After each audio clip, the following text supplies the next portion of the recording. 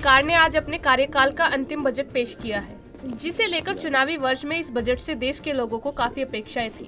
वहीं हिमाचल प्रदेश के पूर्व मुख्यमंत्री जयराम ठाकुर ने केंद्रीय अंतरिम बजट को विकसित भारत 2047 के लक्ष्य की नींव बताते हुए कहा कि अंतरिम बजट काफी संतुलित है, हर वर्ग का ध्यान रखा गया है और महिला, युवा, गरीब व किसान को मजबूती प्रदान करने वाला बजट पेश किया गया है।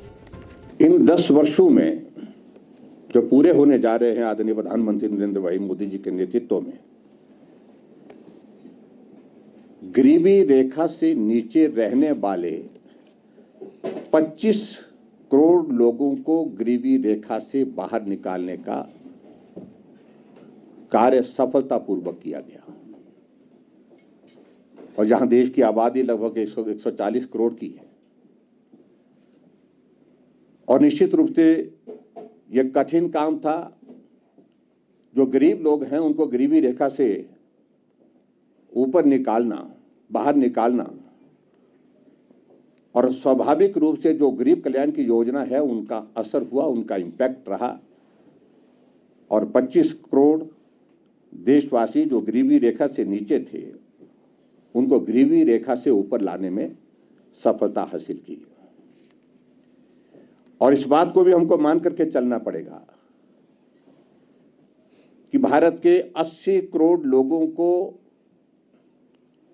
मुफ्त अनाज की सुविधा प्रदान करना, ये भी एक बहुत बड़ा कार्य इस कालखंड में हुआ है। और जो बदस्तूर बिल्कुल जैसा था उसी तरह से चला हुआ है। वहीं मीडिया से बात करते हुए जयराम ठाकुर ने कहा कि 10 साल में केंद्र सरकार ने देश को नई ऊंचाइयों तक पहुंचाया है। राम मंदिर निर्माण से लेकर कश्मीर से धारा 370 हटाने जैसे बेहतरीन काम हुए हैं। प्रधानमंत्री नरेंद्र मोदी जी के नेतृत्व में केंद्र सरकार का 10 वर्ष का कार्यकाल पूरा होने जा रहा है और हमारे लिए प्रसन्नता का विषय है कि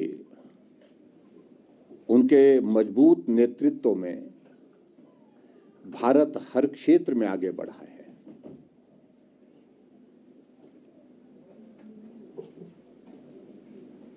और भारत के आगे बढ़ने के साथ साथ में भारत की प्रतिष्ठा विश्व के मानचित्र पर एक अलग पहचान के साथ खड़ी हुई है। निश्चित रूप से सारी बात के लिए अगर श्रेय जाता है तो देश के यशस्वी प्रधानमंत्री नरेंद्र मोदी जी को जाता है।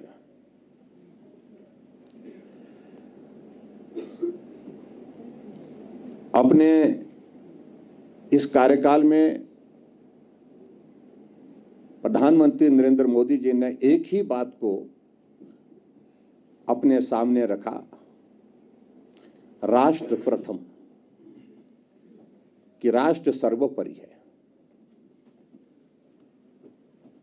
और उस दृष्टि से काम करते गए, जो जटिल काम थे, कठिन काम थे,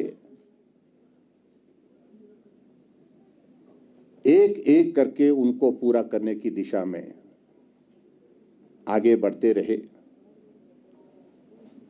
चाहे वो धारा 370 का हम जिक्र करें, चाहे भव्य मंदिर भगवान रामचंद्र जी के जन्म स्थान पर बनना चाहिए, ये हम कहते थे, उस कार्य की अगर हम बात करें, चाहे वो गरीब कल्याण की योजनाओं की बात करें, चाहे हम इंफ्रास्ट्रक्चर की बात करें, चाहे हम अंतर्राष्ट्रीय नीति की बात करें, हर क्षेत्र में भारत ने बहुत बेहतरीन काम किया है। वहीं प्रदेश की कांग्रेस सरकार पर निशाना साधते हुए जयराम ठाकुर ने कहा कि 13 महीने के कार्यकाल में कांग्रेस के प्रदेश अध्यक्ष और कार्यकर्ताओं को सम्मान नहीं मिल रहा। हिमाचल प्रदेश में कांग्रेस पार्टी की सरकार का 1 साल से ज्यादा का कार्यकाल बीत गया है। 13 महीने बीत गए, 14 महीने पूरा होने वाले हैं और प्रदेश की परिस्थिति किस प्रकार की बन गई है। कांग्रेस पार्टी की प्रदेश की अध्यक्षा मुख्यमंत्री से मिलती हैं, कार्यकर्ताओं का सम्मान नहीं हो पा रहा है, कार्यकर्ता हताश हैं, निराश हैं, सरकार कांग्रेस पार्टी की, लेकिन उसके बावजूद कार्यकर्ताओं का सम्मान नहीं, उनको स्थान नहीं। खुलेआम इस बात का जिक्र उन्होंने किया है।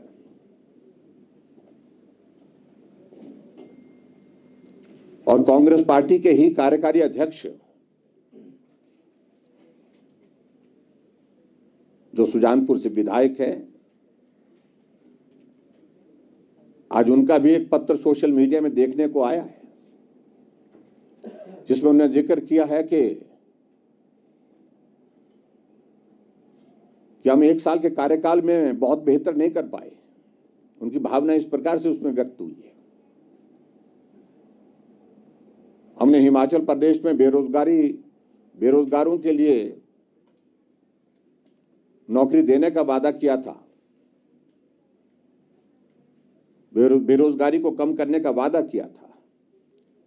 5 लाख नौकरियां 5 साल में, 1 लाख नौकरी 1 साल में। लेकिन ये 1 लाख नौकरी की बात तो दूर की रही, जो इंटरव्यू हुए पड़े हैं, बच्चे पिछले 1 साल से दर की ठोकरें खा रहे हैं, कोर्ट में, कचहरी में धक्के खा रहे हैं। उनका हम अभी तक रिजल्ट निकालने में सफल नहीं हो पाए। साथ ही जानकारी देते हुए जयराम ठाकुर ने बताया कि भाजपा राष्ट्रीय अध्यक्ष जेपी नड्डा 3 और 4 फरवरी को धर्मशाला पहुंचेंगे, जहां पर उनका भव्य स्वागत किया जाएगा।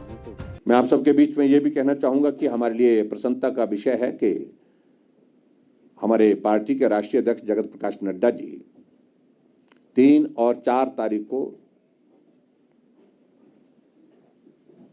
कांगड़ा में, धर्मशाला में आने वाले हैं और उनका भव्य स्वागत की तैयारी पार्टी की ओर से पार्टी का नेतृत्व और पार्टी के सब कार्यकर्ता वहां पर करेंगे। उस बात के लिए हमारे पार्टी के प्रदेश के अध्यक्ष, पार्टी के अन्य सभी पदाधिकारी इस काम में जुटे, हम सब लोग, और भव्य कार्यक्रम का आयोजन वहां पर धर्मशाला में हमने करने का तय किया है 3 तारीख को। और 4 तारीख को एक बहुत महत्वपूर्ण बैठक चुनाव की दृष्टि से भी रखी गई है। उसमें चुनाव के लिए आने वाले समय के लिए चर्चा होगी।